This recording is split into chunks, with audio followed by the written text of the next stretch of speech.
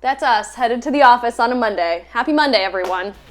This is Sportscentre. Hey, I'm Julie Teixeira, filling in for Marissa Roberto, and today we start on the diamond, where yes, the Jays are off, but do start a crucial 3-game set in Baltimore tomorrow. For Toronto, the path to the postseason likely doesn't come by winning the division, as they enter today 8.5 games behind Baltimore. And despite winning back-to-back games against Cincy, and 4 of their last 6 overall, they're currently on the outside looking in of the wild card, as they're a half game behind Seattle for the final wild card spot. Now, despite the upcoming series against the second best team in the majors, things are actually lining up pretty well for the Jays right now. This is their final series with Baltimore this season, which is something Jays fans should be ecstatic about, as Toronto's just 2-8 against the O's this year and are being outscored 60-31 in those games. I mentioned things are looking up though, and that's because outside of this series, the rest of the schedule is pretty easy, relatively speaking, as the Jays have the 8th easiest remaining strength of schedule in the majors, with a combined opponent winning percentage below 500.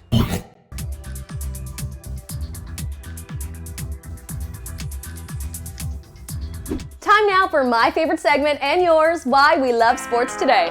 Why we love sports today. Okay, there's soccer involved. Oh, damn, girl, and she had a nice little celly happening there too. That is good. I love sports for that. All right, we all hate doing homework and would surely rather be playing video games. Well, instead of watching film, Tyreek Hill does just that.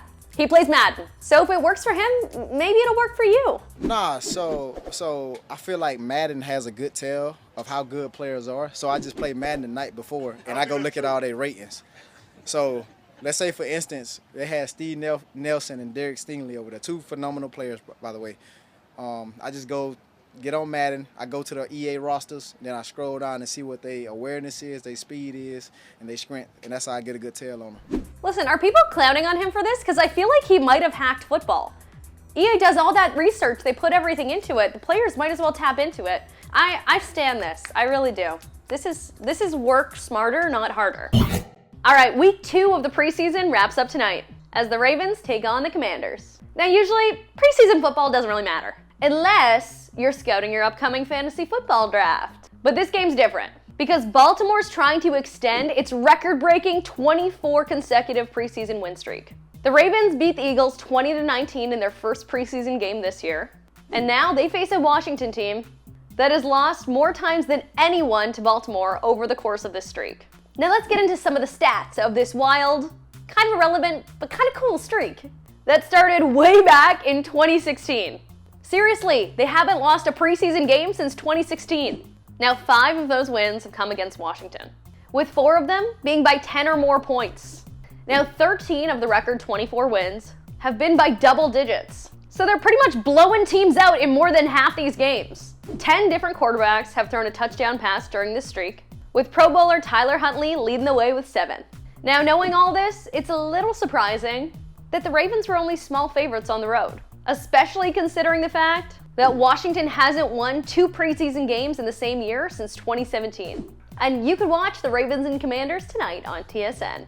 Coverage begins tonight, 7 Eastern, 4 Pacific, with Monday Night Countdown. Okay, so last week on the show, we told you about the Seinfeld night that the Brooklyn Cyclones are having. And it was an unbelievable success, as they drew their biggest crowd since 2015. Even had someone going full putty with the Devil's gear and everything. But the highlight of the whole event had to be the Elaine dancing contest.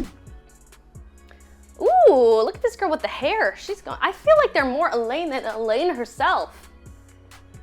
Did they have the characters? I feel like they need the characters to be on site. To quote George and Jerry, sweet fancy Moses. And we finished with For the Win, presented by DoorDash. And this past weekend, we witnessed history on the pitch, as Lionel Messi became the most decorated player in the history of soccer, winning the 44th trophy of his illustrious career. That is insane. Passing former teammate Dani Alves, who had 43 trophies. And he did it in style with this unreal goal. Uh-oh, Lionel Messi around Zimmerman, Messi!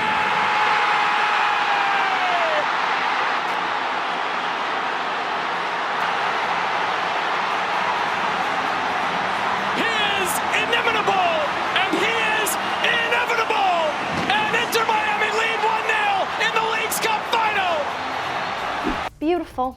But it was this moment before the trophy was even handed out that shows just how classy the greatest to ever play the game really is. Before Messi came to Miami, 30-year-old DeAndre Yedlin was the captain of the squad. And when Inter Miami won the MLS League's Cup this weekend, their first trophy in franchise history, Messi made sure to put the captain's armbands on Yedlin so he could be the one to hoist the trophy with his teammates.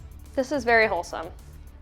And I feel like I'm appreciating how wholesome this is because I just started watching Ted Lasso. This is kind of giving the former captain, you know, passing it. You guys know what I'm talking about if you watch Ted Lasso. This is very wholesome. This is amazing of Messi. I'm more of a hockey girl than a soccer girl, and you could clearly tell that by me tying this to Ted Lasso. However, even I could tell how wholesome this is. That's all for today. I'll see you right back here tomorrow at 3 Eastern, noon Pacific. Have a wonderful Monday.